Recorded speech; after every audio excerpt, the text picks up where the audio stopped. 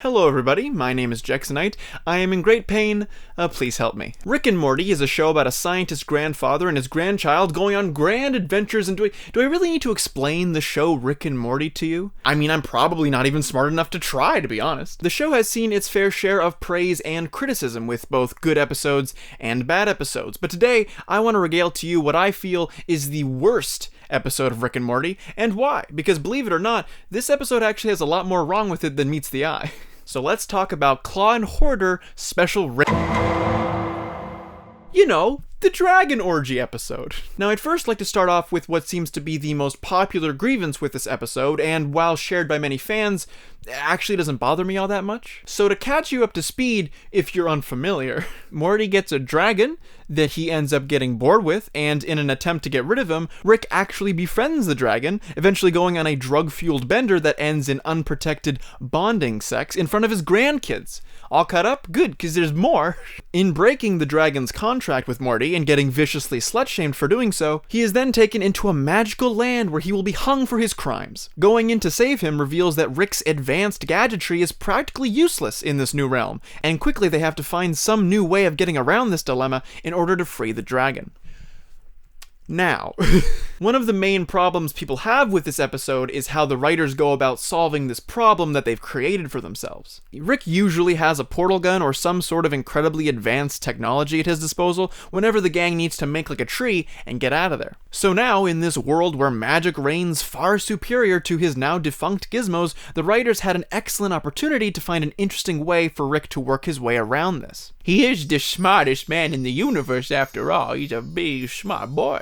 And so, in the end, they just use magic. Yep, just magic. Works about as good as his old crap did. Practically spits in the face of all his hard work if you think about it. And from what I've read, a lot of people were very dissatisfied with how this was handled. They wanted to see Rick struggle with the concept of magic and watch his development in understanding this new world. But instead, they just got rid of that pesky problem in 2 seconds. The reason why I'm saying they is because I really didn't care that much. Yeah, it would have been cool to explore Rick using his smarts to traverse this new and unexpected landscape, but if we want to get into what would have been cool about a Rick and Morty episode, then we have a gigormous Bruce Almighty filing cabinet of stuff that we could pick through. As far as this aspect goes, they make jokes out of it, and in the end, it only takes up about a couple of minutes of the episode, so it really doesn't bug me all that much. However, there is something that does bug me all that much that I feel no one talks about when mentioning this episode. It's what I consider to be the worst thing about this episode, and I get incredibly frustrated every time I think about it. So let's talk about Jerry and that goddamn talking cat. Look, let's walk you through the exhilarating side plot of this episode just to get a lay of the land. Take notes, you might need them. Just kidding. This sucks. So the extent of the talking cat storyline is this. Jerry finds a cat that can talk. Why can't it talk? Shh, don't think about it so much, the cat ushers. Just let loose, have fun. I need 2 tickets to Miami, Florida right now. So they get on a plane to Florida, where again the cat goes, don't ask questions, just let things happen. When they get to Florida, they play beach volleyball. And everyone's like, oh, Jerry, you're so cool. Come on the yacht with us later. You're such a cool dude, man. But uh-oh, the cat shit in the sand. And then a lady's like, who shit in the sand? And so the cat blames it on Jerry, who is then exiled from the beach. And then everyone's like, hey, let's bring that cool cat on board instead. You know, because cats love water. But when the cat gets on the boat, he starts asking too many questions.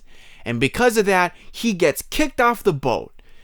And then, and that's it. That's the storyline of Jerry and the talking cat. And it's fucking awful. Well, I lied. There is one epilogue scene at the end that kind of coyly wraps everything up. But for now, what the hell was this storyline? I feel like I'm going crazy because all I ever see is people loving this episode, and I have to wonder what the heck they see. But good news, you can actually glean a bit more insight when watching the behind-the-scenes featurette for this episode. The cat subplot was an attempt to just have fun. The cat represents that voice in your head in the writer's room. It's like, you're overthinking it, just have fun. The cat is here to save Jerry from overthinking it. Where's the cat? Did you see the point? because I got bad news for you. I'm blind, and I can't see anything. The whole point of this B-plot is about not overthinking things and just having fun and letting loose, and that's what the cat represents to Jerry, even though Jerry's only point of contention in the whole episode was about why the cat could talk. That came from it was Disney movies like Oliver and Company or anything like that. They never really explained why the cats can talk. Okay, so your genius way of playing into that was just to not explain anything or do anything creatively interesting with that premise. Interesting choice. But above that, the whole story is just boring. There are a few jokes scattered here and there that make it bearable to watch, but other than that, the story is just dull like that number 2 pencil that never gets sharpened and just sits in your pencil case and you don't even bother sharpening it even when you have no other options, because now it's like, well, how far can this pencil go before it needs to be sharpened? I'm going to push this pencil to its limits. I'm going to peel away the wood shavings with my bare hands and use this incredibly dull point to scribble my gibberish answers onto this test that I know I'm just barely going to pass because all weekend I was watching YouTube videos and getting a high score in an old Mario game on a now defunct console. It's boring. But here's the thing. You guys are trying to make a good episode of a television show. And when one of the plots of that episode is that nothing makes sense, and it shouldn't have to make sense, and it's a good thing that it doesn't make sense, at least try and make that storyline good, because otherwise you're left with inconsequential drivel. But you want to know the cherry on top? The final scene of this plot has Rick take Jerry and that cat to a faraway planet where he traps and scans its mind to see what its deal is. And, well... Let's see the truth. What in the... Oh, son of a bitch! At least now maybe Get the hell out of here! But I've got nowhere to Get go! out! Get out! Get out! Now, on the surface, this is just a harmlessly inoffensive joke to end this ludicrously unmotivated episode. But the thing is, and the thing that really gets me, is that the internet ate this shit up. Fan theories mulling over what the cat could have possibly seen for a man whose nihilism has taken him so far as to kill and bury a parallel universe version of him and his grandson to want to kill himself from the mere sight of it. People laughed at this scene, and people loved pondering what this cat bore witness to that could possibly be so incredibly horrifying and tragic. And all of this supposedly answers the ultimate question of why this cat can talk telepathically. But here's the kicker. It means absolutely nothing, and I knew that the minute I finished this episode. And in some cases, my anger is justified, as the whole point of this cat plot was to poke fun at the idea of thinking too much about things and looking too deeply when in actuality, you should just have fun. But since it was just a boring episode anyway, this message gets lost even further when everyone still treats this as something more than what it actually is, and that for some reason really grinds my gears. I just realized I'm getting angry at how people choose to enjoy the shows that they like.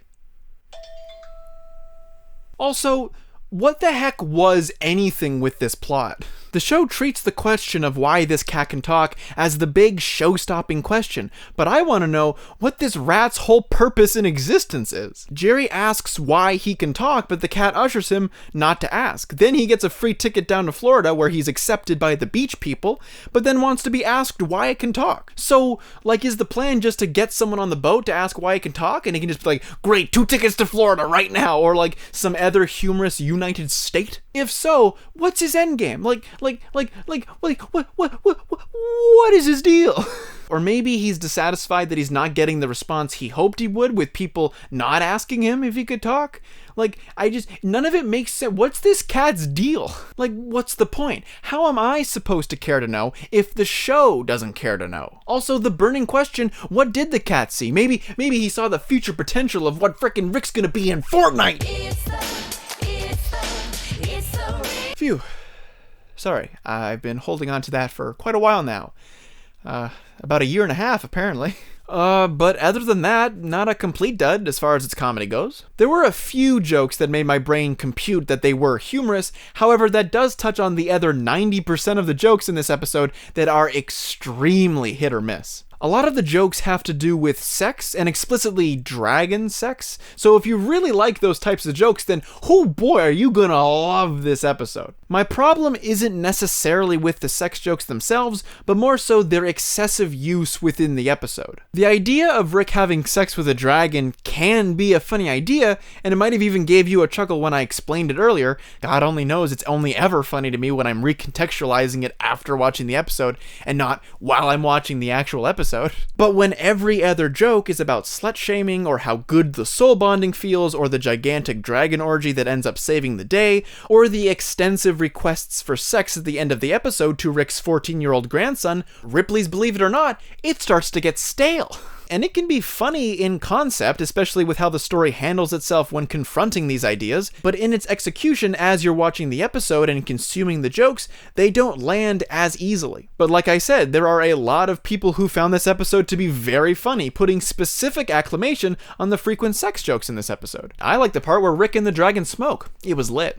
And that was Claw and Hoarder Special Rickdoms Morty. And now is the part of the video where I'm going to talk about how I have kind of fallen off Rick and Morty in recent years. Oh, what a surprise! It's to the point now where I am in a dysfunctional relationship with Rick and Morty, where even though I don't really enjoy the episodes anymore, I still watch it because they're just good enough that it's worth seeing the season through. Look, I don't believe Rick and Morty is a bad show, or even necessarily that it's worse now than it was in its peak hype era. However, there's no denying that I've certainly fallen off the bandwagon in recent seasons, and I don't dislike Rick and Morty for the same reasons that most people might. My problem with this episode wasn't to do with the giant sperm monsters or the giant incest baby that eventually became the result, but the fact that they crammed a lot of stuff into so little. It's a 20-minute episode of television, and it felt like 3 other plots were started, but never really followed through with. And even if that was the joke, it still left the overall episode feeling cluttered. It's not really an objective criticism, but more of a personal taste type of thing.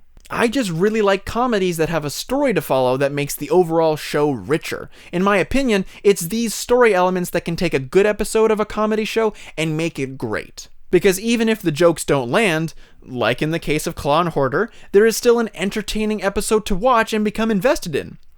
Unlike Claw and Hoarder. This is an episode that I feel does poorly in both regards to comedy and storytelling. Rick and Morty chooses to be a more serialized adventure show in these new seasons, and that's okay, because they can still manage to make a good episode out of 20 minutes that doesn't have to be about some grander whole. Even if that's what I might like to see, it's fine that they don't do that as much now. Modern episodes still have a good grasp of storytelling and structure, and even if I don't find them all that funny, they can still pull through with a sound story arc, even if those arcs aren't that interesting to me as well. Maybe that's why I hate the cat ending so much. People looked way too much into connecting it to theories and treating it like it was something really smart and planned. Meanwhile, I knew it was just a gag to end the plot with, and it had nothing to do with the show as a whole. And I think that's just my problem. What I want to get out of Rick and Morty simply isn't there right now. So naturally, my interest in the show dipped, while for others, the show may still be alive and well in their eyes, which is fine. It's fine. It's fine.